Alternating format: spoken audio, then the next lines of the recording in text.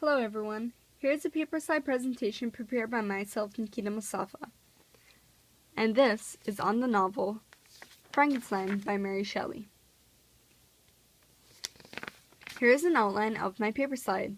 First we'll be going over the summary of the novel, 3 reasons as to why Frankenstein is a great piece of literature, which would be based on the critical commentary, universal truth, and my unique reason. First, we'll start off with the summary of the novel. The novel starts off with a series of letters written by Robert Walton, the captain of a ship bound for the North Pole.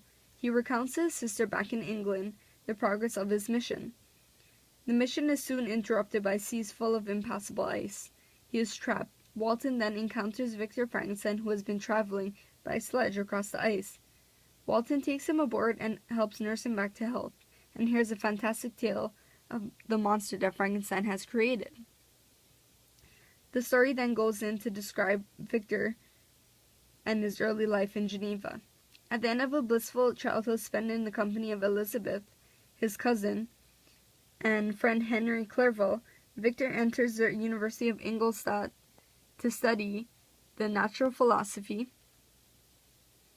and chemistry. There he is consumed by the desire to discover the secret of life.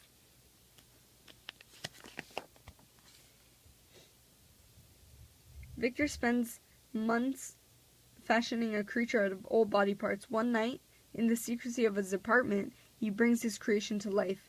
When he looks at his creation, he is horrified by it. After a fitful night, he runs into the streets, eventually wandering. His friend Henry then finds him and brings him into his apartment to bring him back to health, because Victor falls into a feverish illness. However, just before departing his university, he receives a letter from his father informing him that his youngest brother, William, has been murdered.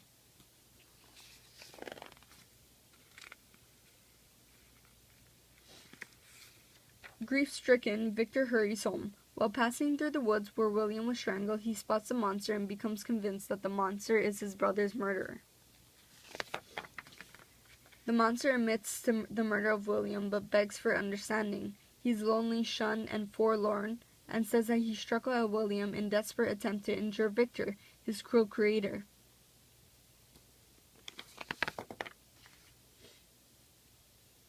Shortly after returning to Geneva with his father, Victor marries Elizabeth. He is then scared that the monster will murder him on his wedding night, so to be cautious, he sends Elizabeth away to wait for him. While he waits for the monster, he hears Elizabeth scream, and realizes that the monster had been hinting at killing her. Victor then returns home to his father, who dies of grief a short time later.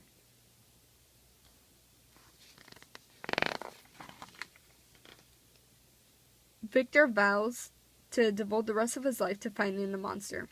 He tracks the monster down, and he catches up with the monster, leaving an unbridgeable gap between them. At this point, Walton encounters Victor, and the narrative catches up to the time of Walton's 4th letter to his sister. The monster then tells Walton of his immense solitude, suffering, hatred, and remorse. He asserts that now his creator has died, he too can end his suffering. The monster then departs for the northernmost ice to die. Now, I'll continue by explaining the 3 reasons as to why Frankenstein is a great piece of literature. The first reason being, as I said, is a critical commentary. Janine Ryder said that the novel has prompted many melodramatic takeoffs in film and much critical interest. It is one of the earliest works of science fiction, and the scientific techniques described in it are shadowy at best, yet they represent adequately the scientific knowledge of the time.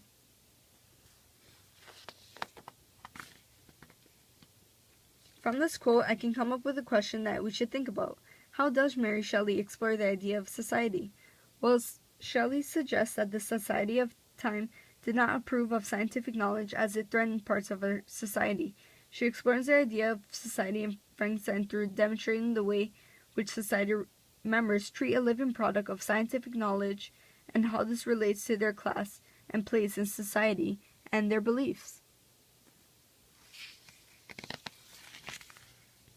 My second reason as to why Frankenstein is a great piece of literature is the universal truth. The universal truth is humans destroy what they fear.